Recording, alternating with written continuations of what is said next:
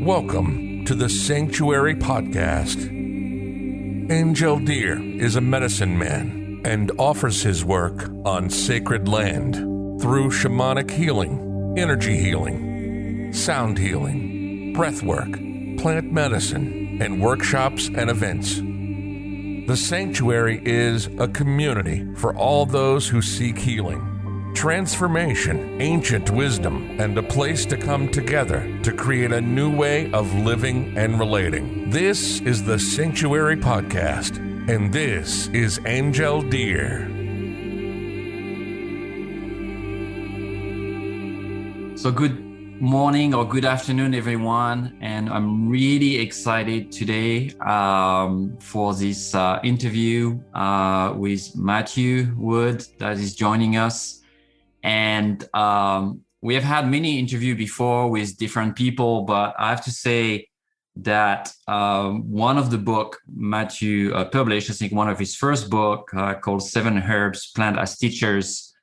I was telling Matthew earlier that it really kind of brought my whole idea about herbalism and working with plants, completely brought it upside down. And completely changed my perspective on how to forage plants, how to use them as medicine, how really to ask, I guess, the land and the plants what I need for my health, for the clients that we work with. And completely changed this from kind of, I guess, a more Western way of looking at plants that have certain components and that treat certain illness, to more looking at plants. Okay, this is a relationship, and what do you want to heal for me? What do you want to teach me? And so I'm going to read Matthew's bio, but many of you probably know him, and if you don't, you are missing out. So I'm going to read his bio from his website. So Matthew is a real live herbalist, and I maybe ask you about that. What does that mean, Matthew? He has been practicing herbalist since 1982. So that's almost 40 years. In a period when many authors and lecturers are merely armchair herbalists, who offer theories and opinions based on book learning and pharmacopoeia learning, I guess, and other have turned to the exotic tradition of India or China, and he has been an active practitioner of traditional Western herbalism. He has helped tens of thousands of clients over the years with many difficult health problems. While Matthew believes in the virtue of many other healing modalities, he has always been inspired to learn, preserve, and practice the tradition of herbal medicine, descending to us from our European, Anglo-American, and Native American heritage. He's a member of the American Herbalist Guild, registered herbalist, and has earned his Master of Science degree from the Scottish School of Herbal Medicine, accredited by the University of Wales. And Matthew has lectured in all parts of the US, from Georgia to Maine, New York to California, and Santa Fe to Sperryville, Virginia. He has also taught in Canada, Scotland, England, France, and Australia. And he's known throughout the world as an excellent teacher of herbal medicine. He's also the author of 6 acclaimed books on herbal medicine, published by North Atlantic Books in Berkeley, California. And we'll be putting all those links and the books, references, and links if you want to get Matthew's book below our podcast or this video on our YouTube channel. So welcome, Matthew, and thank you for taking the time. I know you're on travel right now with your family, and so thank you for being here with me today. Yes, thank you.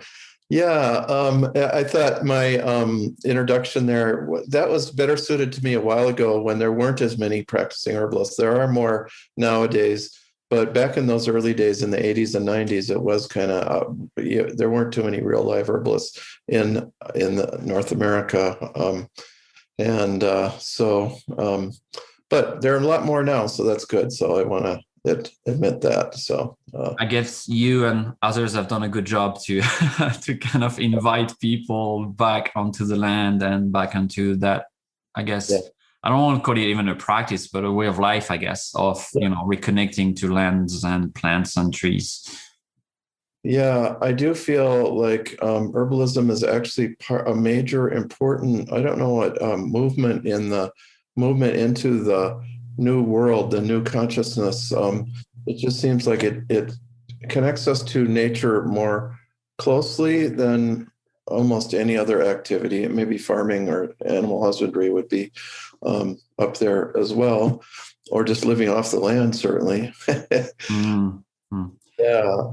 So I want to dive in with one first question that I had, when I was reading. Obviously, I know a little bit where you are, I guess, now, but we're going to talk more about that. But 40 years ago, so there's this date, 1982. So what happened? What happened at the beginning that really, I don't know, what did you study at the beginning and what really called you into that world of plants medicine?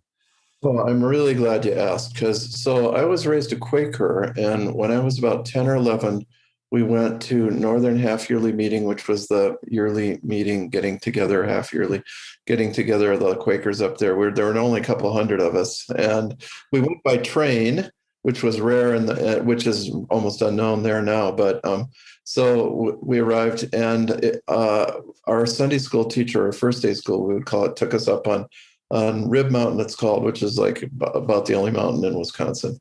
And and he was hopping from stone to stone. It was a sunny day. He was so full of joy. Francis Hall was his name. He was a soil science professor at the University of Wisconsin, Madison.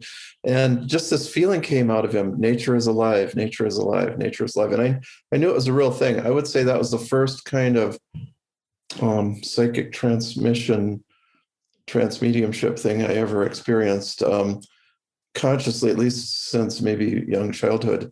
And I knew it was true, and I knew that the whole world was alive, all the beings, all the plants, animals, humans, of course, minerals. I would even say now I would say that I didn't, maybe wasn't aware of that then, and that we are all related, as Native Americans say.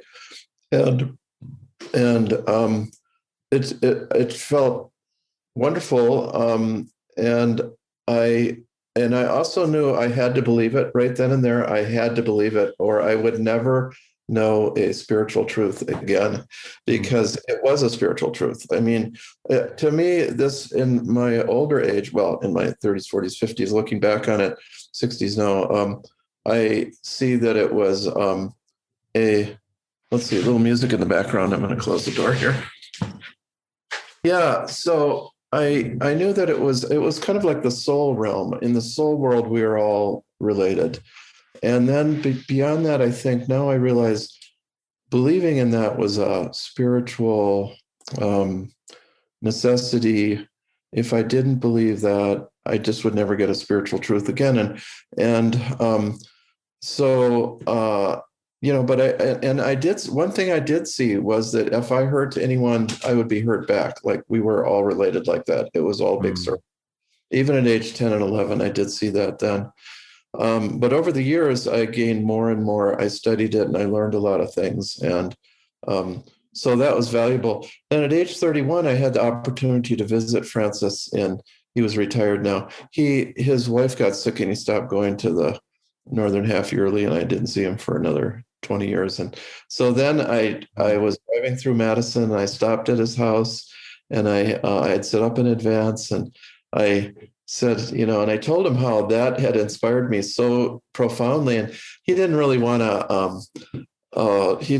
to be the center of attention. So he said, yes, that was a beautiful day. And I mean, it was, we were on the same memory pad. And and I said, how meaningful it was to me. My whole life was based on that I truly, my most deep desire was to teach nature wisdom, I'd call it, or the living nature. And then beyond that, and herbalism was a platform for that. So I do see that, although I love herbalism. And one is more deeper than the other. I mean, you can't just go out and tell everybody, yeah, nature is alive, yeah. So Yeah. So, well, you can tell them that, but they won't believe it all the time. Lucky you have a podcast. You can tell them that all the time. Yes, yes. So I guess it seems like there was like a leap of faith at the beginning. You know what? I'm going to believe into that. Or there was a deep knowing maybe that just wanted to arise there. Feels pretty, I don't know, from what you're sharing, is there, no? Yeah. Yeah. And strangely, Francis said, oh, you have chosen well. People crave that connection to the living nature, but they can't get it. So you will always be in demand. And my head was spinning like, only a Quaker elder would tell you that it's a good choice. So, yeah.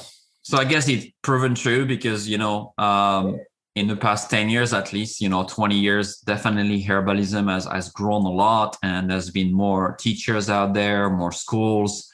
I guess even this pandemic, people have been really turning back towards nature and towards natural remedies, and just turning back to the land in general, because kind of being forced to be on the land. You cannot really go to the office anymore. You have to maybe leave the city. I have the chance to live on a beautiful land here and in nature. So for me, my lifestyle didn't change much, but I know many of my friends in the city felt like, oh, can I come upstate? Can I come? Can I find a home somewhere? Can I live on the land? And people are realizing what they've been missing. And maybe in the way you say, well, it's alive, we know about it, but we don't really understand until we start to have a relationship here. Yeah. Yep. Very definitely a relationship with the land. Yeah.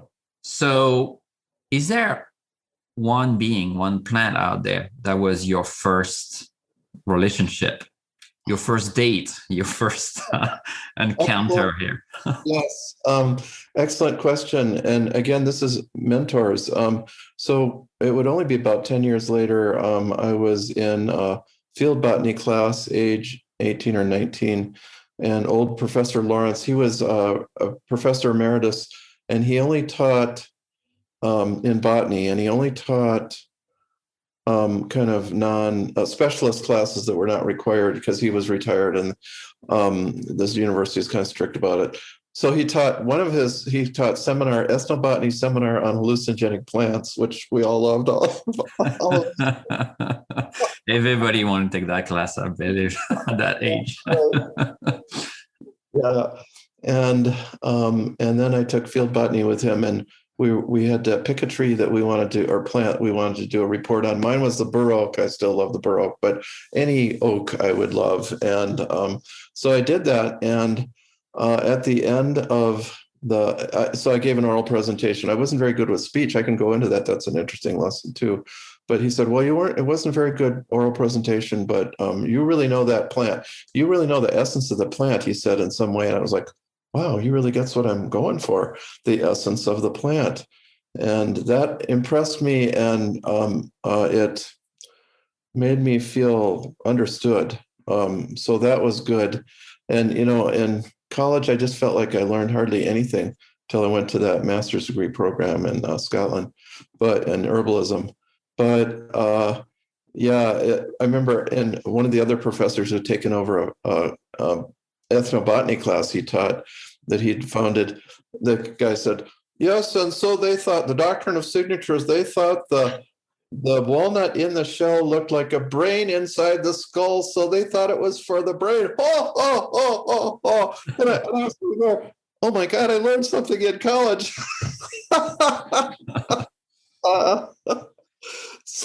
So Dr. Lawrence's classes and that one experience were about the limit of my learning about the living nature, I think.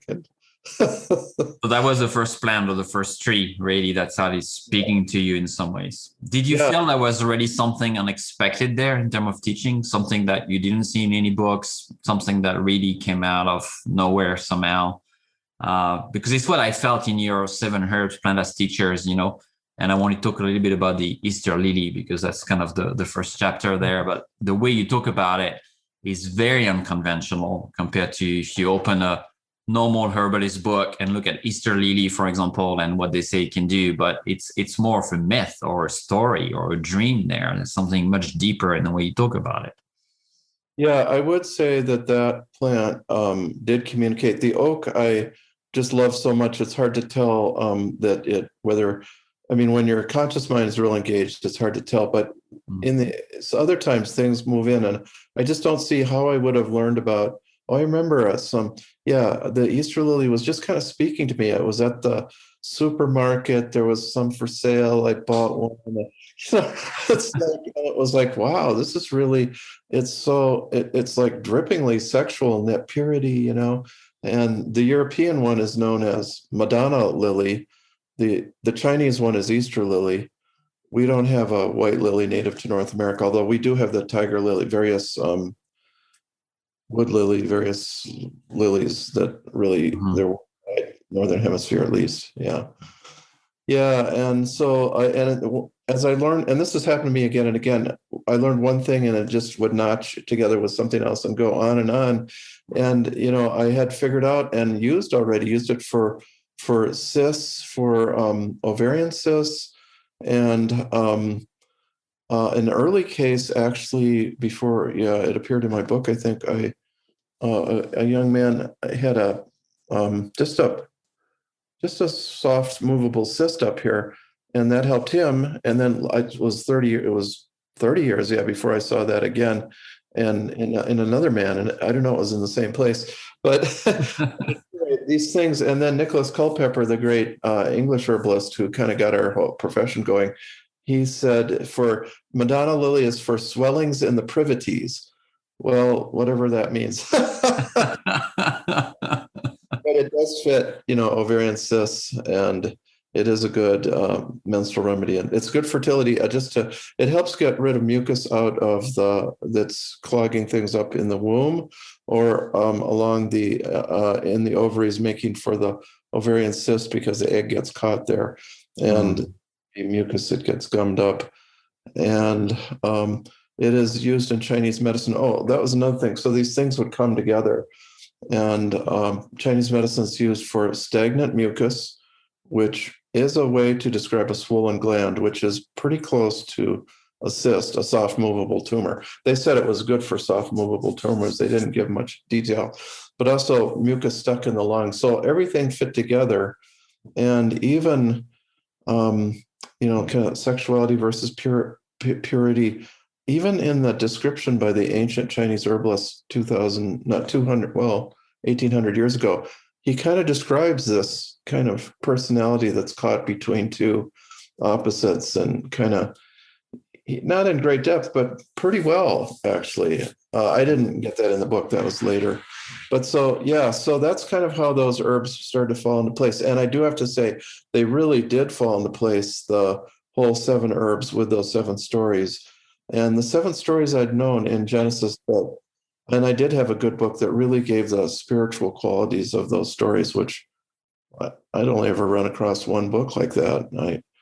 Um, I actually took Hebrew in order to understand the book of Genesis. I was wondering because I was like, in that book, you seems to know pretty well the Old Testament and the ancient scriptures.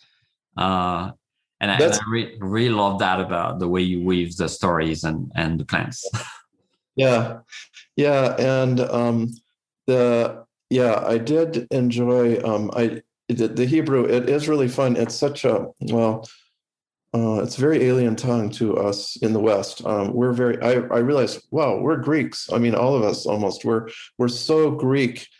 Just this kind of I don't know how to put it, but this kind of informal kind of uh, you know it's so different from Middle Eastern Semitic languages, which are really serious. And very just sharp edged kind of. But at any rate, so that taught me about culture as well too. So and I wanted to speak about learning to speak. I needed to learn astrology really to have a language of energy patterns, energy types. So oak to me was the ultimate Saturnian plant, and I kind of learned, oh, this is Saturn. I see. I just barely knew anything about astrology, but that fit together. So yeah. So you were tapping into the matrix, I guess the web of life that connects to pretty much everything, and you could go any direction there.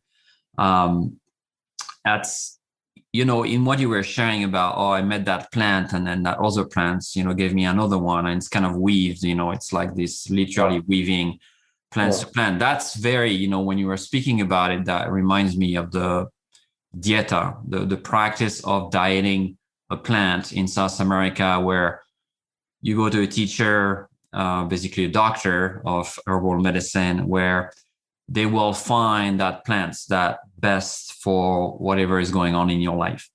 But then you will, diet that plant with basically, eating that plant or drinking teas or sleeping with it under your pillow or having a little piece of it in your pocket, praying with it. So really building that relationship in many ways than just drinking it or eating it. And then they say that after a month or a certain amount of time, when that plant is done, another plant is going to show up, and it's going to show up directly to you, maybe in your dreams, or maybe it's going to catch your attention as you walk into the forest, and that will be your next teacher. And here you go weaving teachers, and I've experienced that in my life, where dandelion was kind of my first plant. And then he brought me to, nettle, and then nettle brought me to another plant. And they were already, there was this leap of faith for me, because it was really hard to just trust what I was hearing. And I wanted to research, making sure it was non-toxic. I knew dandelion was safe, or nettle was safe. But when it comes to other plant, I was not 100% sure. But I was always amazed when I was reading about this plant, how accurate it is, or it was, for what I needed at the time. Yeah. So can you talk a little bit about that? Because, I guess we don't really know 100% how it's working or why it's working that way, but can you just talk a little bit about that aspect? Because that's really what you call shamanic herbalism. And that's what I wanted to talk about it today, and how that weave into, the spirit and the physicality of the plant. Yeah, let's see. So, I would say probably we've gotten kind of typecast fixed in our ways in Western herbalism, where we use tinctures or teas, whereas originally, yes, you could use all those different methods, and that is very true in South America. And but we have a lot in common if we're following kind of the folk tradition and the shamanic approach, which is the doctrine of signatures. The plant looks like what it's for, and that is so true. Or things about it, how it grows, where it grows, colors, etc., give us hints about what it's for. And that was actually that was probably my first tool, because the oak was so Saturnian. I understood what Saturn, serious, cautious, concerned, like saving up all its energy and sending its roots out. The roots are deep and go down to the water table, but deep, and that's why the oaks survive in California and stuff. Yeah. Or on the plains of Minnesota or Oklahoma or wherever. Yeah, so doctrine of signature is very important, but then that attunement, and you tend to doubt yourself, but I mean, person after person has found what you do, that when you start researching it out, it's like, wow, that is what, that was right. I've had time to believe when I was reading it. I was even more surprised when I read about it. Yeah. So, so that attunement level is one thing. Dreaming, so in shamanism, we favor dreaming as much as we can. And I have dreamed about a few herbs. I haven't dreamed about, not consciously dreamed about what I should give a person, but sometimes I'll go to bed, wake up, and I do know, something happened and did tip me off. But I do. So because I kind of, our Western tradition is kind of stuck, kind of, doctor-like, and so we would have. I take the case history, and while I'm taking the case history, a bunch of things are coming to my mind, and then a bunch of things may be popping into my mind. Well, not a bunch, but 3 or 4 herbs. Like, oh, why did that pop into my mind? That doesn't make so much sense. And I do believe that as we get better educated as herbalists, that, it is our psychic premonition, our knowledge, our shamanism within that is telling us the herbs. But when our conscious mind is really well educated, we don't notice that part of ourselves. Occasionally, it just will be so strong right at the start. It's like both sides agree. I get that one. So you don't believe it until I always test it. This is a valuable thing to know. I take the pulse, but you don't need to be a pulse expert. Just find the pulse maybe. And you can put the remedy on or have them hold it in the hand or have them hold a piece of paper even with it written on it, and they will react. The people react first, like occasionally people react when you think the remedy. If you're taking the pulse, you may not be, but you're taking the pulse. And it's like, I thought that remedy, and the pulse changed. Next is when you open the bottle and the pulse will change. But usually most people, it's you put it on, I put it on, it's a tincture, or I have them hold the herb, dry herb, and then the pulse changes. And very occasionally a person will change about a minute later. And then if it doesn't change, I really am skeptical that it's the right herb. So I'm just giving you all a kind of a hands-on, almost literally. And I have a few of my students, they'd be sitting in the back of the room while I'm teaching this, and they're feeling like this. Would be like this. And those two students of mine from long ago, they're both practitioners, so they are really good at it. They can really do that. So you're more a wizard than an herbalist, if I understand correctly here. Well, I am not a muggle. It might scare some people to come to your class, maybe if you change that name or if you call yourself that way, or they might have different expectation, I guess. Yeah. No, thank you. Yeah. So there is this, kind of feeling that I have with those plants when I learn that way, which kind of goes a little bit about what you were saying, that if I learn too much from the books, if I read too much about plants, I feel I get either confused or I don't remember everything, or even potentially I'm kind of going to disconnect that other side of my brain or that other part of my body that is capable of feeling what's right for me, because I feel the plant are kind of conspiring to get to me. Like they really come.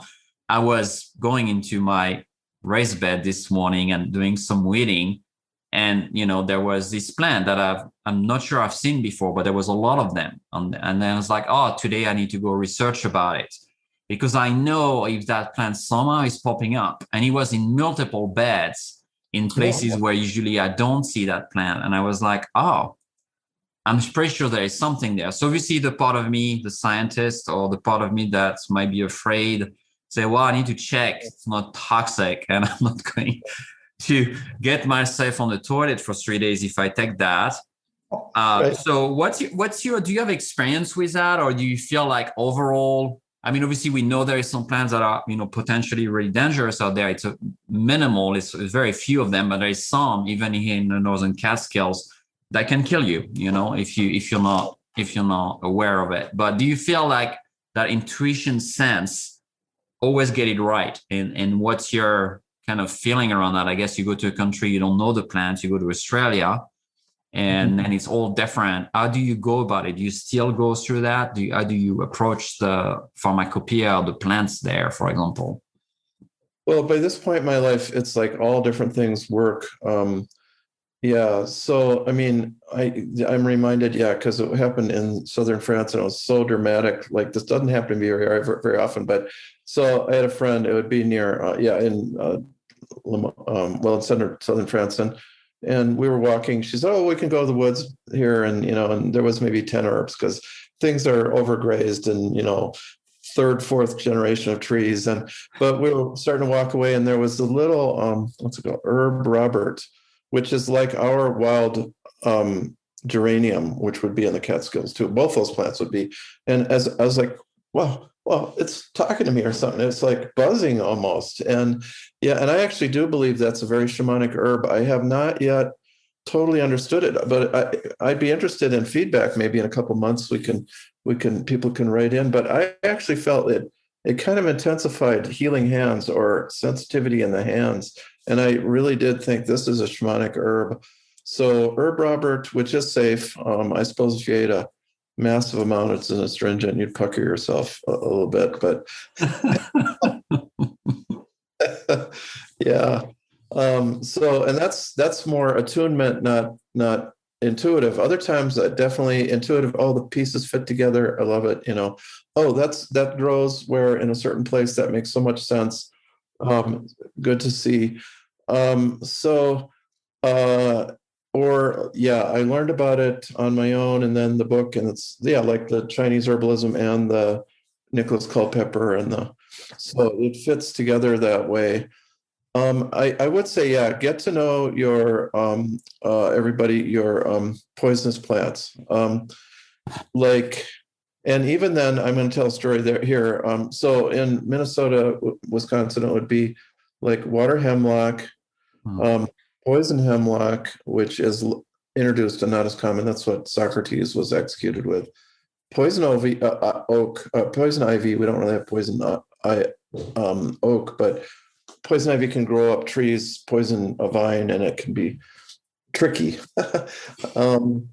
That would be about it for really dangerous, because you wouldn't want to eat poison ivy, So those are ones that I'd consider fatal. But so I was, who cares? I know them all, and I had botany. But I was up in one county where the maps showed this one plant grows only in Minnesota, in that one county. It's introduced, Achillea tarmica, Ptarmica. Beautiful plant, garden plant sometimes. A type of yarrow. And we tasted it, and all of us in that class was only 6, 7 people. It was up northern Minnesota, not as many. I was in my early days, I wasn't as famous. And all of us got numbness in our cheeks. One woman was pregnant, so I didn't like that idea that, we don't really want to take a plant. It was, it's called sneezewort, and it's like, this plant is way more powerful than that name. This is like a central nervous system toxin. And I have never had an experience like that again, but that clued me. Nibble things first and be pretty sure, and something that's just completely unknown, don't be reckless. So yeah, I guess it's like a relationship. Get to know a little bit first before you engage in really close encounter. Feels a little bit like that. Yeah. So shamanic herbalism, so it's this cross, I guess, between shamanism and herbalism, but what would you say are the core foundations to practice that, or for people that are interested here, that wants to kind of start going on that path that makes much more spirituality or intuition, I would say, than just pure pharmacopoeia, or physics or biology of plants? How do we go about it? Well, everybody's different. And one of my early teacher at the herb store in South Minneapolis, he said, quoting German Mao, "Let 100 flowers blossom." And that is so true for herbalism. So never feel like I have to do it like so-and-so, or that's just training wheels. It maybe so-and-so's work works for you for a while.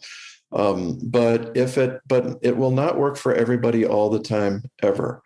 So, so you will, and the more you go along, you will develop your own. This is interesting. The more you go along, you'll develop your own style, everybody. But after 15 years, you'll find everybody will all be, they'll all be knowing the same things too.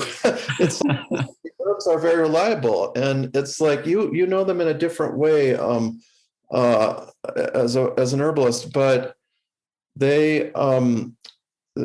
but after 15 years, they all begin to fit together. All the different people have pretty much, I've seen that again and again and again. And it makes herbalists more tolerant of each other, I would say, because an empirical, experience-based trade, and you learn by experience, and everybody kind of gets to the same findings. And I would say the scientific herbalists are a little less tolerant of us crazies, but maybe we're intolerant of them. I don't know. You're listening to the Sanctuary Podcast with Angel Deer. While you're listening, browse the website at www.thesanctuaryheal.com. Well, I guess if you go on you go on WebMD online, and you read about any plant, basically there's 1,000 reasons why not to touch or take that plant. It's kind of scary, I guess, when you just look at that way. It's almost like I don't know. I don't want to say conspiracy because I don't think it's one. I just think it's just a way of thinking that just almost tells us, well, you should not. Well, you should go to a pharmacy and get a medicine that's known, and at least you're safe there, which is really not true when we think of plant. Overall, they are pretty safe. I mean, the great majority. Yeah. Compared to Western medicine that always has, I guess, complications or potential risk. Do you feel that way? Oh yeah, yeah. They just love, especially in America, to point out all the possible problems. And I mean, I looked up dandelion and said, not to be taken when you have a gallbladder problem, which isn't a very medical way to say anything. Well, that's exactly when we use it, and it really only very, very slowly, kind of, I don't know the right word for it, but kind of just not detoxifies, cleans out the gallbladder, and has it. If it works for a person, it'll be over 2-3 months to get rid of gallstones and stuff. And I mean, that's pretty low impact and safe. And dandelion root and leaf are, I mean, they just have been eaten time out of mind by everyone where they grow. I mean, where I lived in Minnesota, I live in Wisconsin over the border now, but the older people, generally they'd say, yeah, my parents always ate the dandelion greens in the spring. So it's like people would be 100 now, would be that generation, maybe, well, even older. I'm getting pretty old,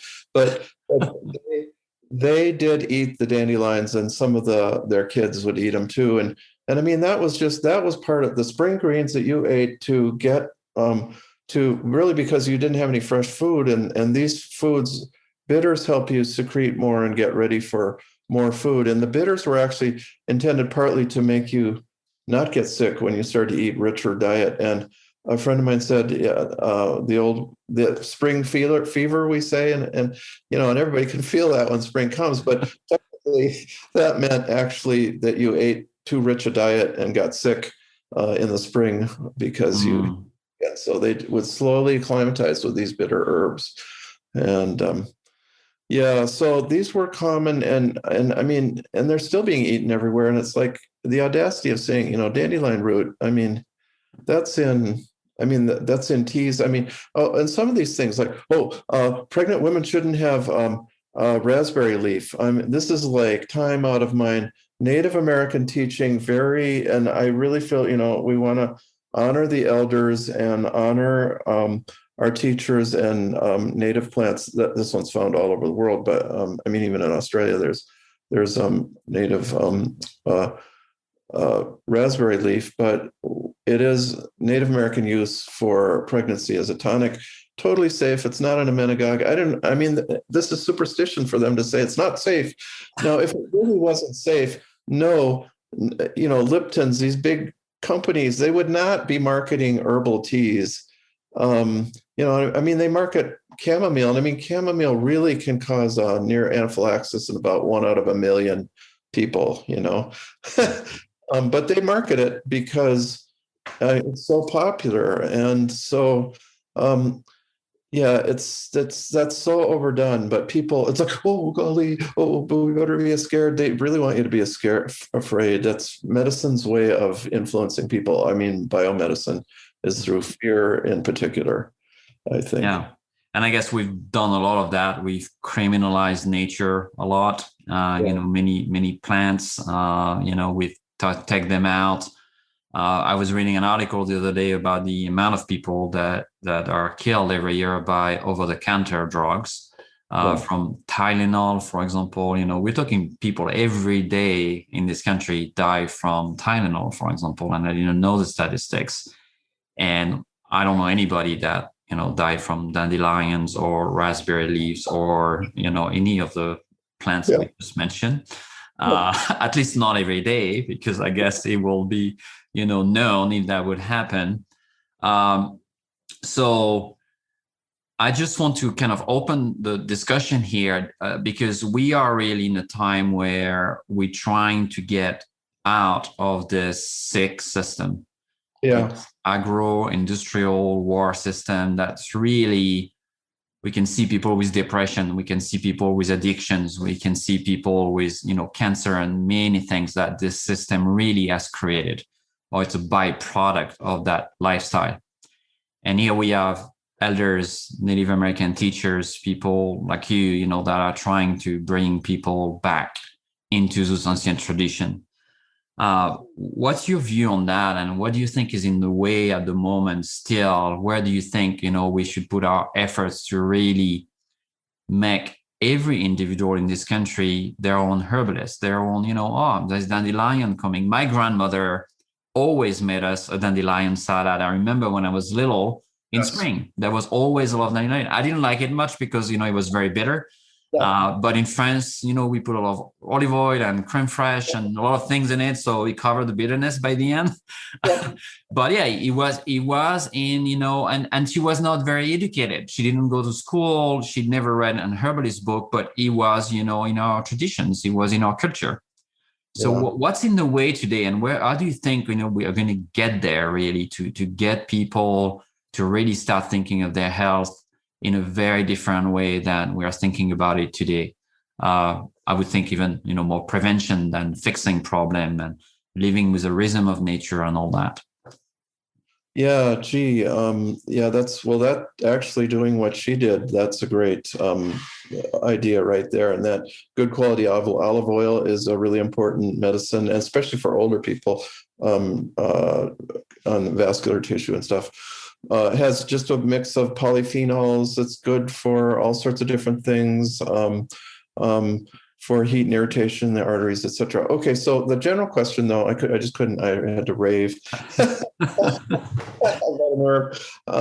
So the general question is, we just have to educate. I think on the one-to-one level. I remember a woman who'd taken massage school, and then she got her degree and maybe her license, whatever, and she thought, oh, now how am I going to get known out in the world? And she kept on seeing a image of a grapevine, and she said, what? And then she said, oh, through the grapevine. And I would say this, that like you will, as herbalists, as young budding herbalists, all of you guys, you will treat the people that are in your community. They will gravitate to you. They will trust you first, and family, and a few oddballs, but they're in your community too, I guess. So we treat our community, and just you make yourself available, and it is through the grapevine, and that's really the most solid way. And it really is great when we have herbalists who can treat truck drivers and stuff. We don't have that many. And you just have to be, what would I have to say? I hate to say tolerant, to use the word, but you got to be socially open to everybody that comes to you. But really, the people that come will often be people that just you vibe with, you click with, and that's natural. Some of you, mothers with kids, they usually get a practice going, I find, because the other mothers ask them, or in a school or something like that. But I would say, I remember one guy, I don't very often have hunters or something for my clientele, but I had a guy who was a hunter, and he said, oh yeah, I learn, I watch what the animals eat, and I learn and nibble on them. And I've learned herbalism that way too. And it's like, there's like people that would be hunters you wouldn't think would be very compatible with our kind of shamanic way, but they might be. Not all hunters. I really dislike the way the hunters overhunted the wolves in Wisconsin here just a couple of weeks ago. It was really a slaughter. They really took advantage of the law. But there are good people in every area. So word of mouth, and we did start out with just a few people in herbalism. Back to a couple dozen people, it seemed like, and then a couple hundred and thousands, and then our students, and so it has really spread and really been a wonderful movement. But when I was young, everybody's afraid of the law. We were afraid of being arrested. There was like 2 or 3 nationally known herbalists, and they either were arrested or were constantly in danger that way. They didn't actually bother the hippies that much. Like they arrested Dr. Christopher 35 times, but he was a Mormon. That was a little too muggle for the authorities. I guess that changed a bit.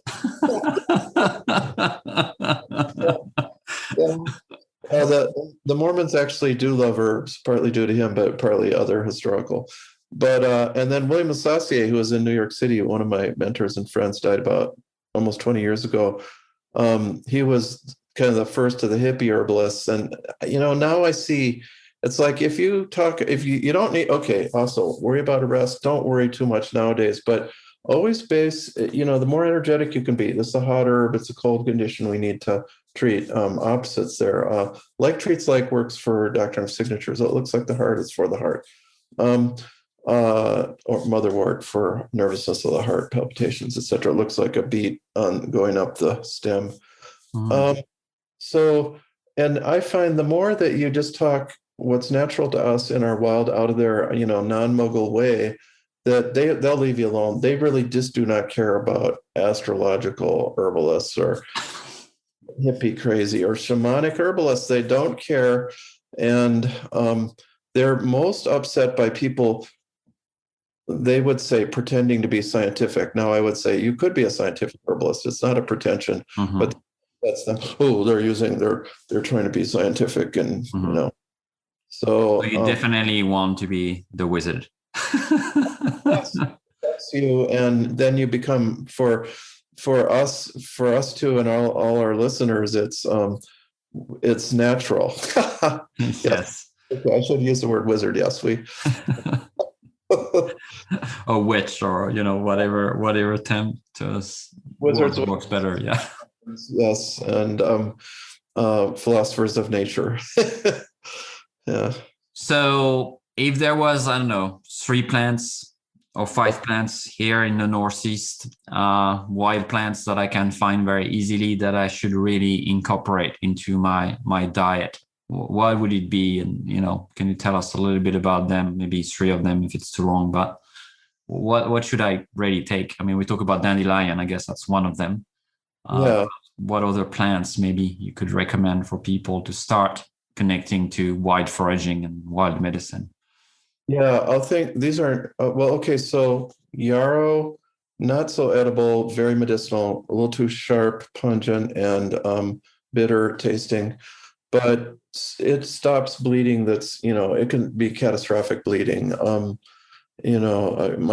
cousin, he didn't use yarrow. Oh, well. I mean, just tons and tons of stories, and so many herbalists, and this is very universal. It's certainly European medicines called Herba militaris, and North American Lakota. I can't remember the Lakota name. Paiute medicine for the wounded. So Carpenter's friend, soldier's woundwort in English. So and Achillea, named for Achilles.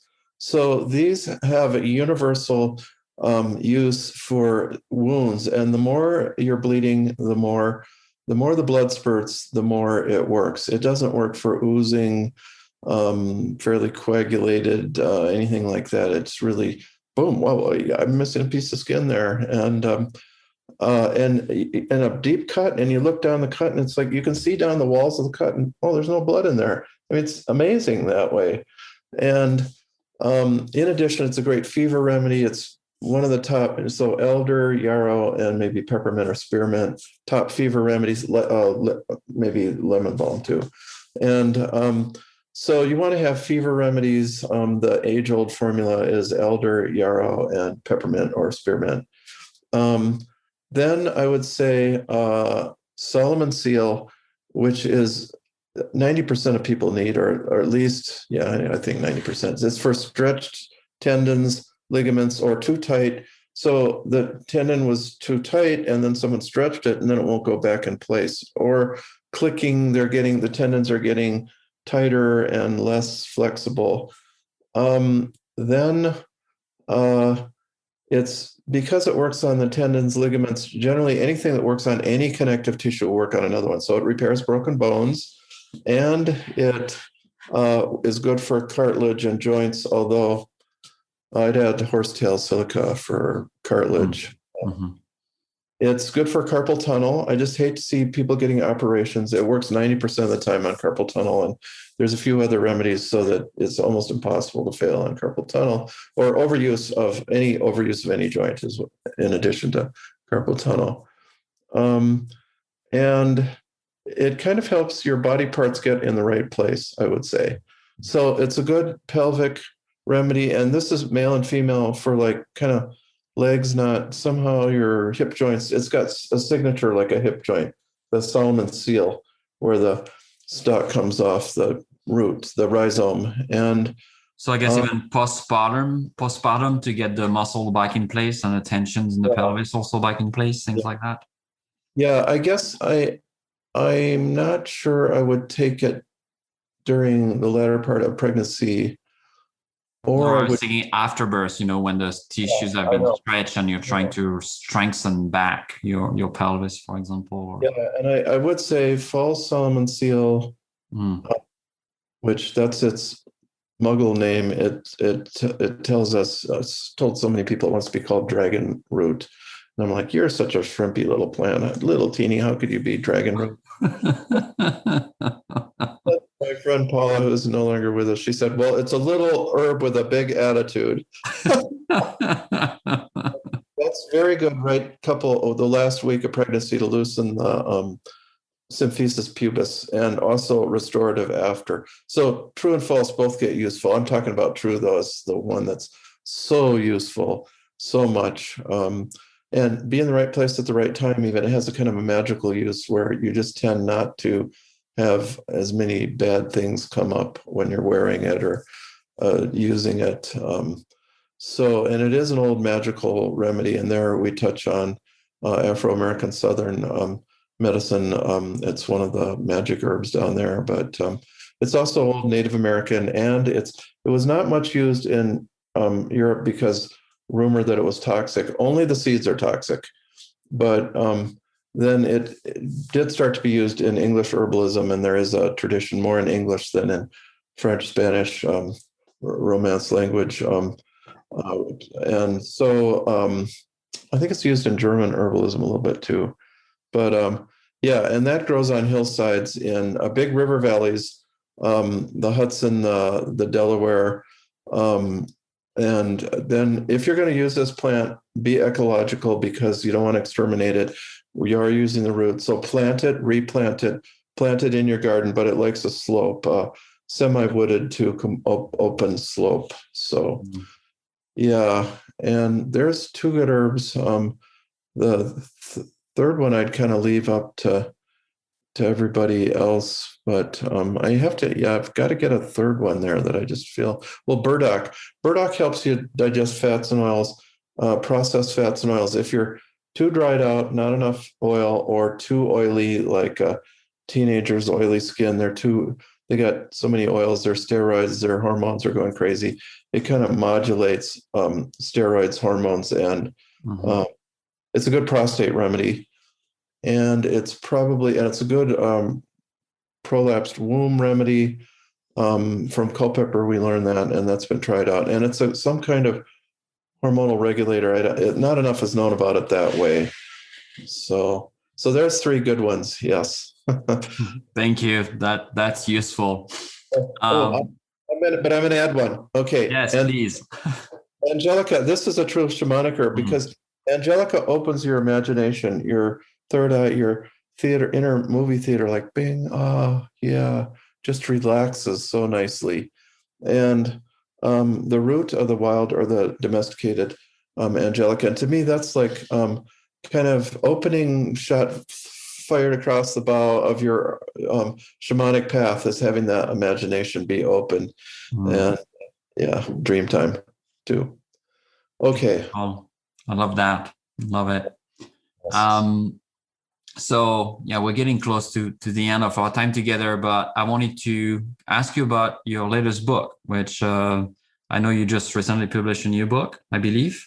I did send you a manuscript that I haven't published yet, but on my Matthew Wood Institute of Herbalism Facebook page, in our library, I do have for ebook 7 guideposts on the spiritual path the shamanic story in Genesis, which is what I've learned after 30 years or 35 years, no, 25, whatever, how many, 35 years since I wrote that first Let's book. say 40. We're almost at 40, yeah. 1982. Yeah, it is really a great book because I didn't understand a lot of things about shamanism then. I wouldn't have called myself a shamanist, but I believe to me, basic shamanism is you learn to know your animal self, and that animal self is connected to paradise, to the spirit world, because we ate the apple in Eden, so to speak, to use the metaphor, but the animals didn't. They ate the apple; it's okay for them, and but their spirit, their tutelary spirit, their totem, their over presiding consciousness has that connection to the spirit. So when you dream of your animal self, or it comes to you, you get that connection, and that to me is the basic path of shamanism. So plants, animals, nature, so powerful, and and I'm glad everybody, I'm sure, that's listening to this, they know how true that is, or are striving to learn more and more. Yeah, thank you for that. And I'm guessing, obviously we're going to put your website, but you do, remote consultations or, helping people. Also, I know you treat a lot of people, and you talk beautifully about that in your 7 Herbs Plantless Teachers and some beautiful example. So can people just reach out to you if they want to, get a consultations or learn from you? I know you have a lot of online programs, and, I received your email about it. So can you tell us a little bit about how people can reach out, or, if they want to learn more or get a consultation? Yeah, I did kind of consider myself semi-retired. You just cannot stop treating people, helping people, doctoring people is a better name, the native way of saying it. And so I'll never give up, but I did kind of semi-retire now, just fame, having a school, just more and more people calling me. If people want to call me, not until after May 7th, because I'm traveling, and I'm a little overwhelmed, and I'm getting one of my apprentices, I'm going to get her to set consults up for me because I'm overwhelmed. But yeah. But if people are in ailments or things like that, it's something that's possible. They can always, at some point get a consultation, or if they want to learn on your website, you have a School of Herbalism, people can go there and take your class and learn from you. Yeah. And I would say too, within a year, we'll set up an online clinic so that it'll be, I'm not completely free, but maybe just $15 to $20 for a consult, so students could sit in and learn that way. And so I just don't believe in completely giving stuff away for free, but make it almost free. So I always charge for the herbs. I'm willing to give my own time away, but I just feel respect for the herbs. I just cannot stand to give them away, but other people have other traditions. So, yeah. Yeah, so thank you for that. And I think, it's an important point. You mentioned that today, many plants and herbs have been either over harvested, or they're losing habitat, they're losing, places to grow. So really reminding people to be really mindful in the way they collect plants, and to do it in a respectful way, and to only take what we need, and to make sure there is enough for those plants to just grow again and resupply themselves. I think it's very important to mention that. Yeah, and I will advertise a class actually, and I don't know if it's free or there's a cost on it, but I'm doing it. So Susan Leopold, president of United Plant Savers, she and I are doing just a class on this. It's more me interviewing her. I mean, I certainly I know my way around, ecological wildcrafting when I'm in the woods, but I don't teach it. I don't know, world conditions.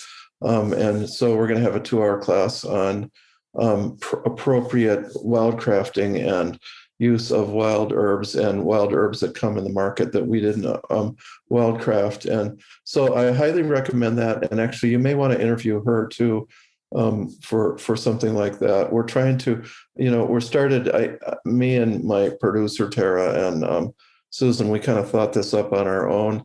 So I'm doing it first, but I would like many different herb schools and the American Herbalist Guild and everybody to do classes with her and just make it widely available, so that we're not trying to make money or something. We're trying to support the plants this way. So that's wonderful. Yeah, we can definitely set that up. And for the people listening or that are going to watch this video, we are going to do a private screening online of the documentary Seed, The Untold Story, which is really an amazing documentary on, preserving those old seeds and, trying to keep diversity in our diets, because we grow pretty much 5 different types of food, and there is thousands out there. I always take the example of the potatoes. When I go to Peru, there is thousands of species of potatoes. There's potatoes medicine man, where you can go for any ailments and they have a different potato.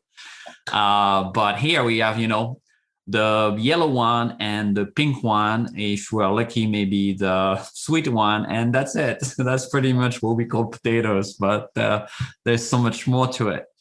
So yeah, we're going to be, broadcasting that, and hopefully for this Earth Month and Earth Day, you are inviting everybody to kind of dive more into that and to look at the diversity of the diet, not just the medicinal plant in nature, but, incorporating foraging foods, and finding edibles that are available and extremely nourishing for the body, way more than anything pretty much cultivated out there, even if it's organic or things like that. There's all those nutrients we cannot find. Well, thank you so much, Matthew. It was such a pleasure to connect with you today. Anything else you want to share with us before we disconnect? Any last word of wisdom from the great wizard? I have to say you are doing the right job because, or I should say they are doing the right job, because you're just I got to use the Quaker way because I was raised that way. He is using you're such a good at asking questions and coming up with good questions. I mean, I just felt like one after another, like, wow, he really knows what he's doing, So, well, I don't know. I feel I know less and less, but when I listen to people like you, but I'm definitely very curious and very interested, genuinely interested in knowing more. So, my questions are quite pointed because I'm interested in very specific subjects, which hopefully interested people today on the same subject. It was an excellent job. Thank you. So thank you. Yeah. Wow. Okay. Thank you so much, Matthew. And thank you to everyone that's listening either on our podcast today or on the YouTube channel. I invite you to go and subscribe to our YouTube channel on the Sanctuary Shamanic Healing Center, or on our podcast. You can find them pretty much everywhere there is podcasts, even on Spotify now. And if you have any question and interest in, other type of speech or people we could bring, please email us. And we hope you enjoy that. Thank you again, Matthew, for taking time from your family while you're traveling. I know you're really busy, so I really appreciate the time you've given us today. And it just made me even more excited to go out after this interview and just look at what's growing right now. Great. Yeah. Thank you so much. Bye, I guess. Thank you. Bye. You've been listening to the Sanctuary Podcast. Thank you so much for listening. Remember, we're a source of talks about spirituality, personal transformation, energy healing, shamanism, and earth-based practices. For more, visit thesanctuaryheal.com. On the website, you can find out about our events, our retreats, healing offering, our spiritual blog, and you can also register for the newsletter. Again, visit thesanctuaryheal.com. Till next time, this is the Sanctuary Podcast, and Angel Deer signing off.